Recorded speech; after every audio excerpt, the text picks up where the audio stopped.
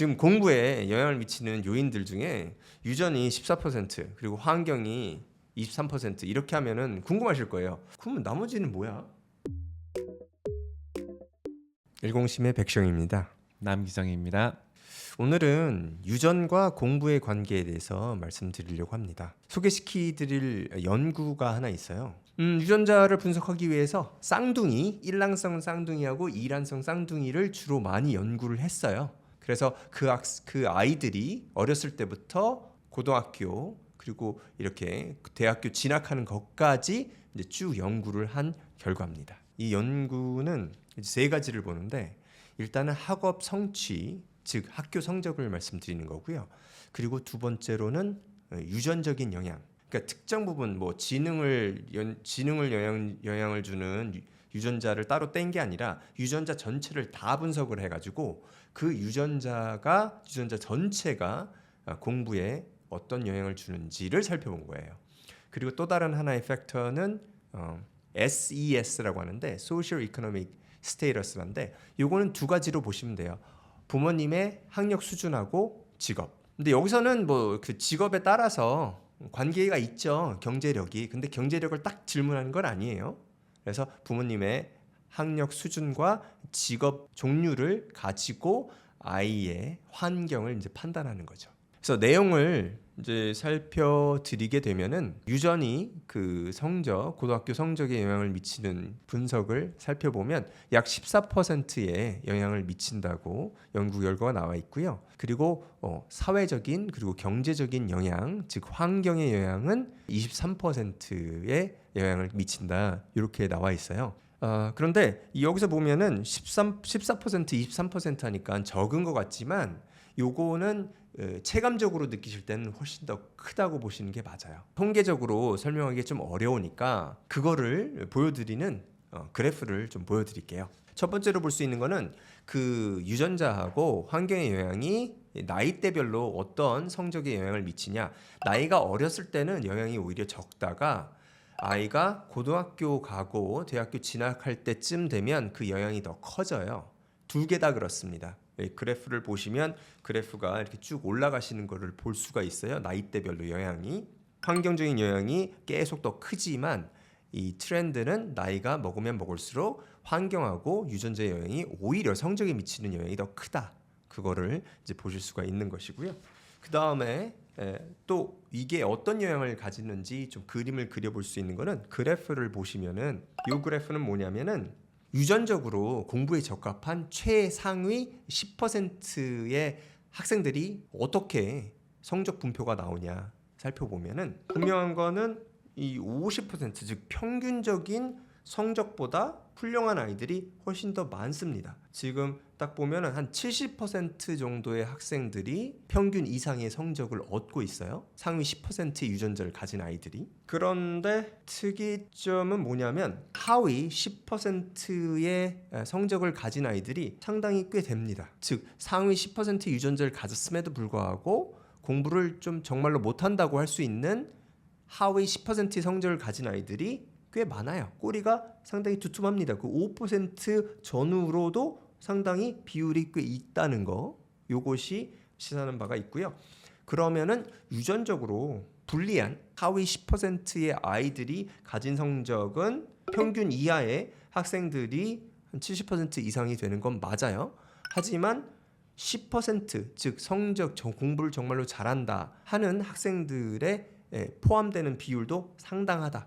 그거를 알 수가 있습니다. 그 다음에 환경, 즉 부모님의 직업하고 교육 수준을 가지고 판단하는 환경을 보면은 영향은 더 명확하죠. 상위 10%의 환경을 가진 아이들이 어떻게 공부를 하고 있냐? 50% 이상이 되는 아이들이 80%가 넘어요.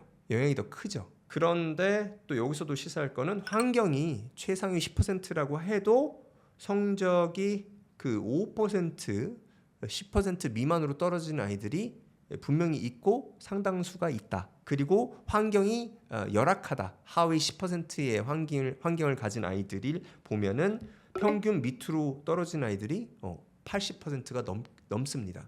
그래서 유전보다 더 큰 영향을 볼 수 있다 이렇게 볼 수가 있고요.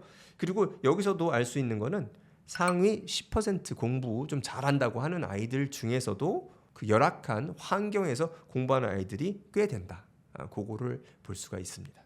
그리고 유전은 좋아요. 유전자는 좋은데 환경이 안 좋은 아이들이 있고 이런 여러 가지 다양한 경우가 있어요. 그럼 얘네들이 어떻게 공부를 하는지를 살펴봤습니다.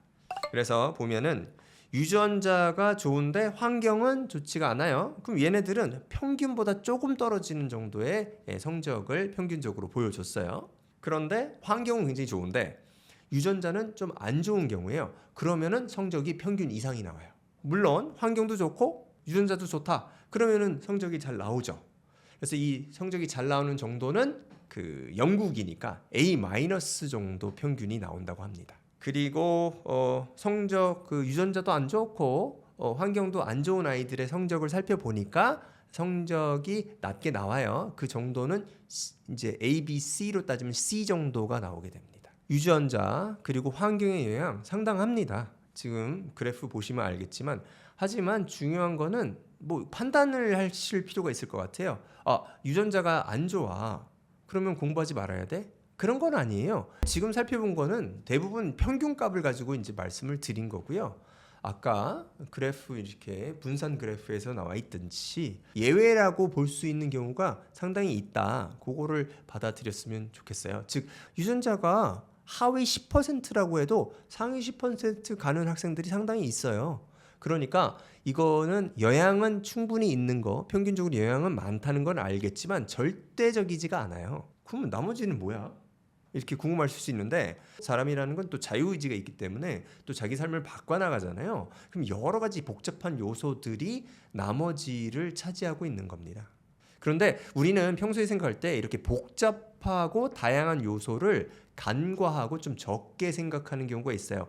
그래, 살다 보면 좋은 일이 일어날 수도 있고 나쁜 일이 일어날 수도 있지. 이런 걸 받아들이고 살다 보니까 그 영향을 적게 생각을 해요. 그러나 실제로는 저희의 자유의지에 많이 달려 있다. 그래서 스스로 결정하고 선택해서 이렇게 하다 보면 여기에 있는 유전자 또는 환경의 영향을 충분히 극복하고 잘할 수 있다. 저는 그렇게 생각을 합니다. 자, 그럼 이런 이제 댓글로 질문을 많이 해주십니다. 대치동 아이들 중에서 공부 잘하는 아이들이 많다. 여기 오는 사람들의 부모님들은 상당수가 공부 잘했다.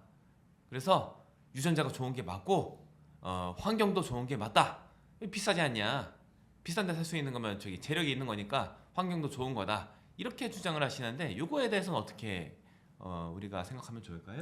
저는 타당성이 있다고 생각을 합니다. 그런 요소가 일정 부분 영향을 미쳐서 아이들이 조금 더 공부에 더 관심이 있고 열심히 노력하고 결과도 잘 나온다. 제가 이제 우리 대치동 아이들을 살펴보면은 딱히 지능이 우수하다 이렇게 생각은 안 하고요. 오히려 더 우수한 면은 학습 태도라든가 노력하는 능력 이런 것들이 우수하다고 생각을 해요. 그래서 우리가 유전자의 요인을 보면은 많이 지능을 생각하는데 지능은 일부분이고 오히려 더 중요한 부분은 다른 요소들이에요. 노력하는 부분이라든가 스트레스라든가 이 감정적인 기복을 해소할 수 있는 이런 능력들 이런 것도 다 유전적인 요인이 있거든요. 그래서 오늘 살펴드린 그 연구는 유전자 전체를 분석을 해놓은 거고 지능에 관한 딱 한정돼서 한 게 아니에요.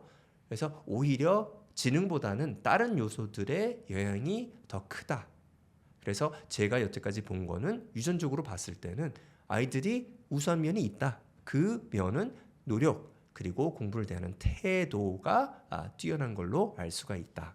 이렇게 말씀드립니다. 이렇게 질문하시는 분들도 종종 있습니다. 똑같은 수업을 듣는데 아이들이 받아들이는 게 다르지 않냐? 성취도가 하늘과 땅 차이지 않냐? 이거는 어떻게 해석을 해야 되냐? 이런 질문이에요. 이건 두 가지 다 요인이 있죠. 유전적인 요소하고 환경적인 요소가 둘 다가 있어요.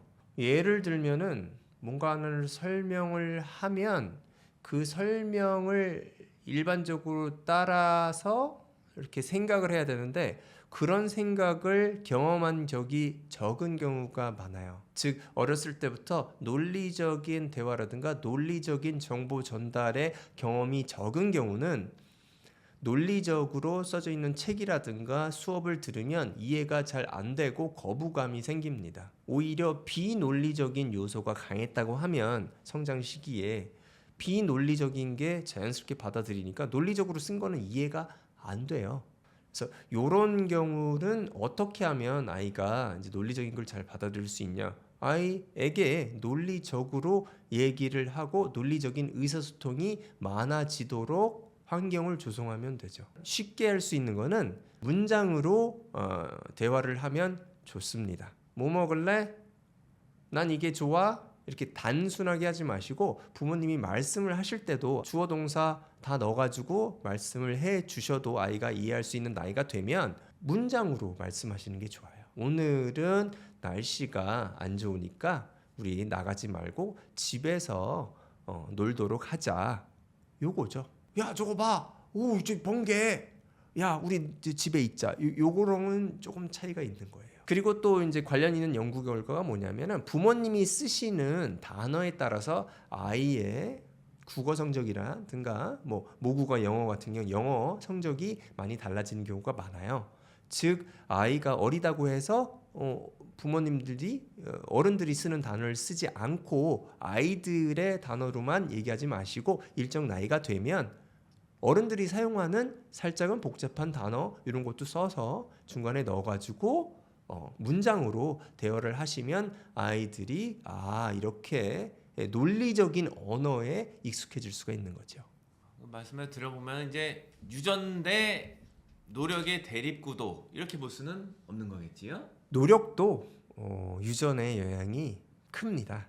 예, 사실 커요. 공부에 필요한 여러 가지 요소들을 하나하나 살펴보면 유전자의 영향이 크다는 것을 알 수가 있어요. 이걸 오히려 다 모아놓으면 유전의 영향이 떨어지는 그런 결과를 나타내게 되는데 노력 같은 경우는 우리 연구 결과를 살펴보면 노력을 4가지로 분류해서 나눠놨는데 첫 번째는 이제 conscientiousness, 두 번째는 effortful control, 그리고 세 번째는 self control, 네 번째는 greed 이렇게 나눠놨는데 노력에 관한 그 수치에서 40%는 유전자의 영향이다. 이렇게 나오고요. 환경의 영향은 오히려 좀 적습니다. 그래서 16%가 환경에 의해서 결정된다. 이렇게 나와 있어요. 오늘은 공부와 그 유전 그리고 환경의 관계에 대해서 말씀을 드렸습니다. 이처럼 공부와 관련 있는 심리학적인 여러 가지 궁금점이 있으실 텐데요. 댓글 남겨주시고 연락 주시면은 또 좋은 내용 컨텐츠 만들어서 찾아뵙도록 하겠습니다. 이렇게 마무리할까요? 감사합니다.